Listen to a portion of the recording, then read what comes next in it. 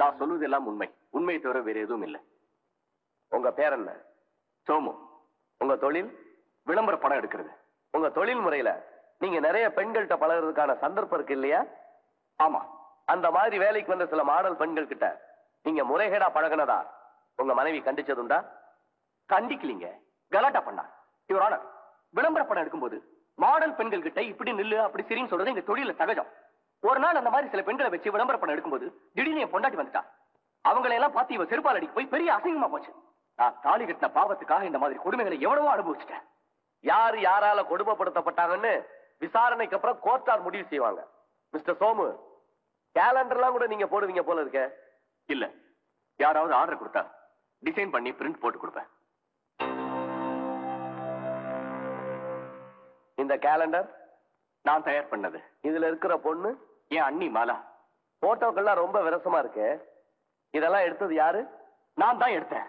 அண்ணன் பொண்டாட்டிய ரசிச்சு விதவிதமா அழகா பல கோணங்கள்ல போட்டோ எடுத்திருக்கீங்களே, இதுக்கு உங்க அண்ணனும் அண்ணியும் ஆட்சேபிக்கலையா? I object your honour. Mister Chellappa வரம்பு மீறி போறார். கலம் கோத்தார் அவர்களே, யார் வரம்பு மீறி இருக்காங்கன்னு நீங்களே முடிவு பண்ணுங்க.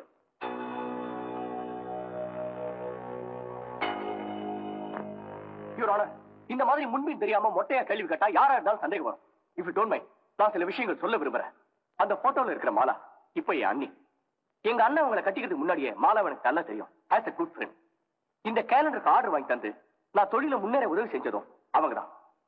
நான் எடுத்த படங்களை எல்லாம் பார்த்துட்டு என் அண்ணன் மாலாவை கட்டிக்க விரும்பினார். நான் ஏற்பாடு பண்ணேன். That's all. வேற என்னென்ன நீங்க ஏற்பாடு பண்ணுவீங்க? மிஸ்டர் லாயர், ஜாக்கிரதையா பேசுங்க. அசிங்கமான கேள்வி எல்லாம் கேட்டீங்க, கோர்ட்டுன்னு கூட பார்க்க மாட்டேன்.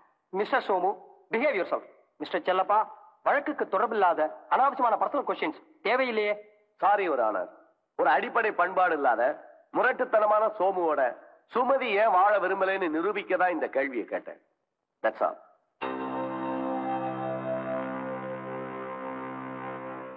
உங்க பேரு? எஸ் வேணுகோபால். எத்தனை பிள்ளைங்க? பாலு சோமுன்னு 2 பிள்ளைங்க. எத்தனை மனைவி? 2 மனைவிகள். முதல் மனைவி இறந்ததும் இவ சம்மதிச்சதால 2வது கல்யாணம் பண்ணிக்கிட்டேன். பேரு லக்ஷ்மி. அவங்களுக்கு வயசு என்ன? 32. உங்க வயசு என்ன? 55. உங்க பிள்ளைங்க வயசு? பெரியவனுக்கு 26, அடுத்தவனுக்கு 24. That's all. கனம் நீதிபதி அவர்களே, மிஸ்டர் வேணுகோபால் 2வது கல்யாணம் செஞ்சுக்கிட்டதுக்கும் இந்த வழக்குக்கும் சம்பந்தமே இல்ல. ஆனா வயசுக்கு வந்த தான் பிள்ளைங்களுக்கு முன்னால மிஸ்டர் வேணுகோபால் தான் இளம் மனைவியோட சரசமாடுறது சல்லாபம் பண்றதுமா இருந்திருக்காரு.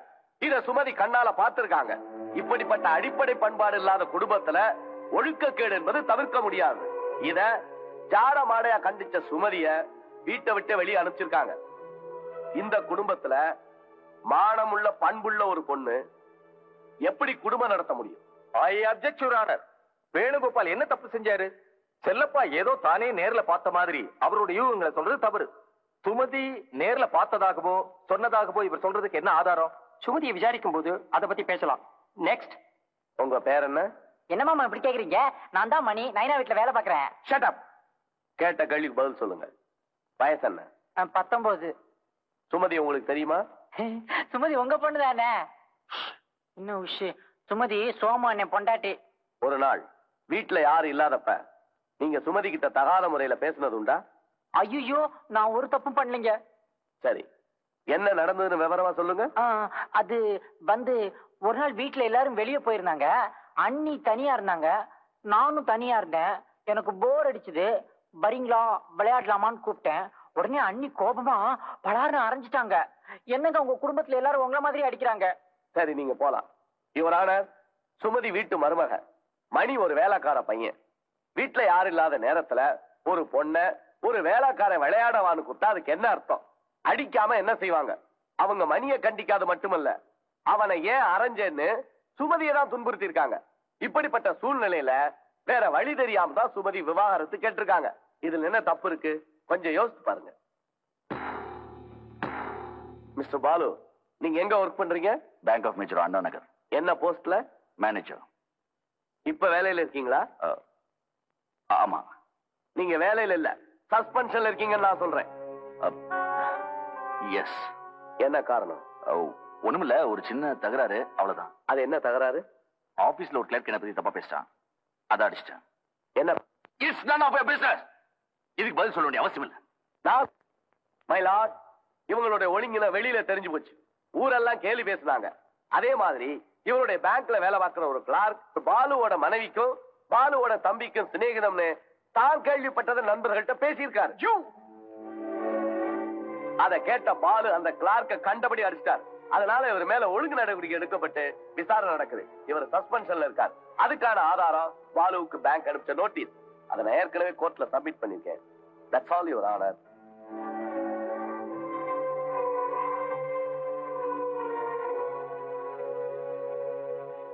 மை லார்ட், நான் சொல்ல வேண்டியதெல்லாம் நேரடியா உங்ககிட்ட சொல்லிடுறேன். இவரோட அப்ரோச் எனக்கு கொஞ்சம் கூட பிடிக்கல. அதுக்கப்புறமும் என் மேல சந்தேகமா இருந்தா இவர் என்ன கேள்வி கேட்கட்டும். ஓகே, சொல்லுமா. இந்த கேஸை சுத்த அபத்தமானதுங்கிறது என்னோட அபிப்பிராயம். நானும் சோமுவும் நல்ல நண்பர்களா பழகுறதுல என்ன கேவலம் இருக்கு? ஒரு ஆணும் பெண்ணும் நண்பர்களா இருக்க கூடாதுன்னு ஏதாவது சட்டம் இருக்கா? சுமதிய சோமுக்கு தெரியறதுக்கு முன்னாடி எனக்கும் என் கணவருக்கும் தான் அறிமுகம்.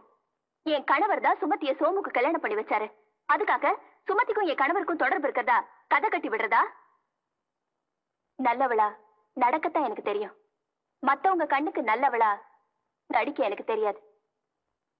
நானும் சோமுவும் நண்பர்களா பழகிறத எப்ப சுமதி தவறான கண்ணோட்டத்தோட பாக்குறான்னு தெரிஞ்சதோ அப்போல இருந்து நான் சோமுவோட பேசுறத பழகிறத மேக்சிமம் கம்மி பண்ணிட்டேன். ஒரு பொண்ணோட அனாவசியமான சந்தேகத்தினால கலகலப்பா இருந்த ஒரு குடும்பம் இன்னைக்கு களை இழந்து போயிடுச்சு. இதுதான் என்னோட அபிப்பிராயம். மிஸ்டர் செல்லப்பா, நீங்க வேற ஏதாவது கேட்கணுமா? தேவையில்லை. அவங்க என்னதான் பூசி மொழிகி பேசினாலும் சோமு கூட நெருங்கிய பழக்கம் உண்டுங்கிறத ஒத்துக்கிட்டாங்கல்ல, அது போதும். இந்த வழக்கில் இருதரப்பு விவாதங்களையும் கேட்ட பிறகு சோமுவும் சுமதியும் பிரிந்து வாழ்வதுதான் நியாயம் என்று எனக்கு தோன்றவில்லை. சேர்ந்து வாழுங்கள் என்று கட்டாயப்படுத்துவது அவர்களுடைய மனதை புண்படுத்தி பிளவு மேலும் பெரிதாக காரணமாக அமையும் வாய்ப்பு இருக்கிறது. ஆகவே தற்காலிகமாக அவர்கள் ஒருவரிடம் பிரிந்திருக்கும்படி தீர்ப்பளிக்கிறேன். நிரந்தர தீர்ப்பை ஒரு வருடத்திற்கு பிறகு அவருடைய மனமாற்றத்தை தெரிந்து கொண்ட பின் வழங்கலாம் என முடிவு செய்கிறேன். குழந்தைகள் கீதா சித்ரா இருவரும் தந்தையுடன் இருப்பதா அல்லது தாயுடன் வசிப்பதா என்பதை நாளை குழந்தைகள் விசாரித்த பின் முடிவு செய்யலாம். குழந்தைகள் கீதா சித்ரா இருவரையும் நாளை கோர்ட்டில் ஆஜர் செய்ய வேண்டுமாறு உத்தரவிடுகிறேன். நான் சொல்லி கொடுக்குற மாதிரியே நீங்க 2 பேரும் சொல்லணும். அப்பதான் உங்களுக்கு சாக்லேட், ஐஸ்கிரீம் எல்லாம் வாங்கி தருவேன். சரி தாத்தா. ஆமா, யார் எங்களை கேள்வி கேட்க வராங்க? டீச்சரா? டீச்சர் இல்ல, வக்கீல். என்ன மாதிரி கருப்பு கோட்டு போட்டிருப்பாரு. நானும் உங்க கூட தான் இருப்பேன். நீங்க எதுக்கும் பயப்படாதீங்க. சரி தாத்தா. முதல்ல நான் சொல்வதெல்லாம் உண்மை அப்படின்னு சொல்லணும். நீ சொல்லு. நான் சொல்வதெல்லாம் உண்மை. எங்க நீ சொல்லு. நான் சொல்வதெல்லாம் உண்மை. அப்புறம் உங்க பேர் என்னன்னு கேட்பாங்க. அதான் எங்களுக்கே தெரியுமே. சொல்லுங்க. My name is Geetha. My name is Chitra. அப்புறம் என்ன கேட்பாங்க? உங்களுக்கு அம்மாவை பிடிக்குமா அப்பாவை பிடிக்குமான்னு கேட்பாங்க. அதுக்கு நீங்க என்ன சொல்லணும் தெரியுமா? எங்களுக்கு அம்மாவை தான் பிடிக்கும், அப்பாவை பிடிக்காதுன்னு சொல்லணும். சொல்லுங்கம்மா. எனக்கு அப்பாவை பிடிக்கும். ஆமா தாத்தா, எனக்கும் அப்பாவை தான் பிடிக்கும். நான் சொல்றபடிதான் கேட்கணும். அப்பாவை பிடிக்காதுன்னு சொல்லணும். என்ன தாத்தா, நீங்க தானே உண்மை பேச சொன்னீங்க, இப்ப பொய்யே பேச சொல்றீங்களே. என்னங்க, உங்க கோர்ட்டு கேஸ் விசாரணை இதெல்லாம் குழந்தைங்கிட்ட வேண்டாங்க. பாவம், அதுங்களுக்கு என்ன தெரியும்? விவரம் முடியாம பேசாத. ஜட்ஜு குழந்தைகளை விசாரிக்கணும்னு சொல்லிட்டாரு. இந்த கேஸ் ஜெயிக்கிறதும் தோக்குறதும் இவங்க கையில தான் இருக்கு. கீதா, சித்ரா, நீங்க சின்ன பிள்ளைங்க, உங்களுக்கு ஒண்ணும் தெரியாது. உங்க அப்பன் ஒரு குடிகாரன், அயோக்கியன். நான் சொல்றபடி கேட்டாதான் நீங்க உங்க அம்மா கூட இருக்கலாம். இல்லைன்னா நீங்க உங்க அம்மா பார்க்கவே முடியாது. உங்களை ஜெயில போட்டுருவாங்க. ஏன் தாத்தா ஜெயில போடுறாங்க? நான் சொல்றபடி சொன்னா உங்களை ஜெயில போட மாட்டாங்க. அந்த கூண்டுல போய் நில்லுங்க.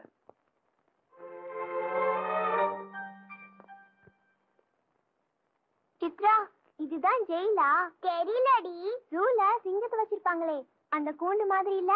ஆமாண்டி. கோர்ட்ல அனாவசியமா பேசக்கூடாது. கூண்டுல ஏறி நில்லுங்க. மிஸ்டர் செல்லப்பா, அதுங்க கூண்ட பார்த்து பயப்படுதுங்க போல இருக்கு. குழந்தைகள் தானே, நோ ஃபார்மாலிட்டிஸ். நானே கீழே வரேன்.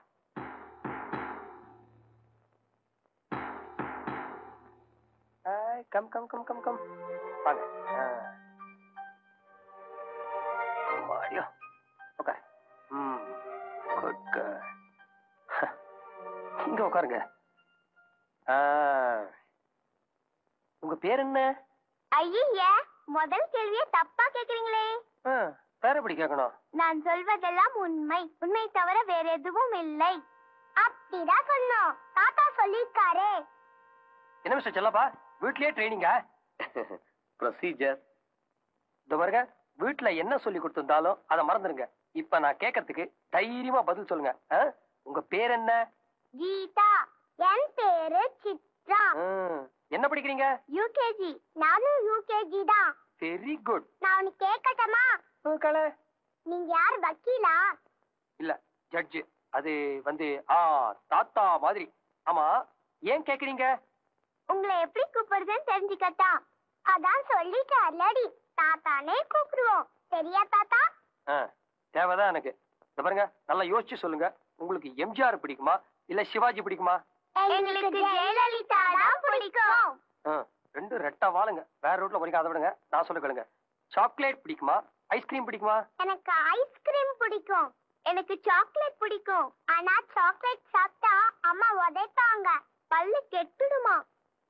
இது பாருங்க, ஐஸ்கிரீம் சாக்லேட் சாப்பிட்டதுக்கு அப்புறம் தண்ணி எடுத்து வாயில நல்லா கொப்பளிங்க. வாயில பல்லு அப்புறம் கெடவே கெடாது. யுவர் ஆனர், இது கோர்ட்டு. தெரியும் சார், உங்களுக்கு எனக்கு தான் இது கோர்ட்டு, குழந்தைகளுக்கு இல்ல. இத பாருங்க, இப்ப நான் ஒரு முக்கியமான கேள்வி கேட்க போறேன். அதுக்கு நல்லா சரியா பதில் சொல்லணும். ஓகே? உங்களுக்கு அப்பா பிடிக்குமா அம்மா பிடிக்குமா?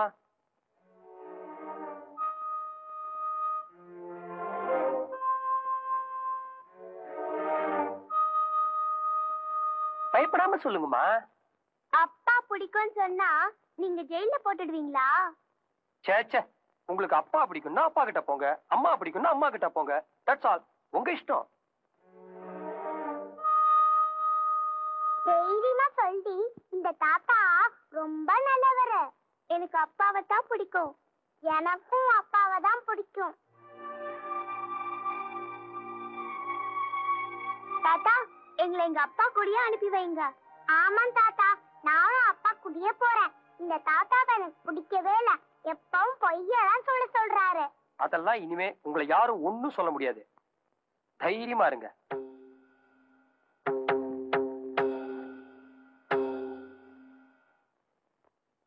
குழந்தைகளின் விருப்பப்படி குழந்தைகளை அப்பாவிடமே வளரும்படி உத்தரவிடுகிறேன்.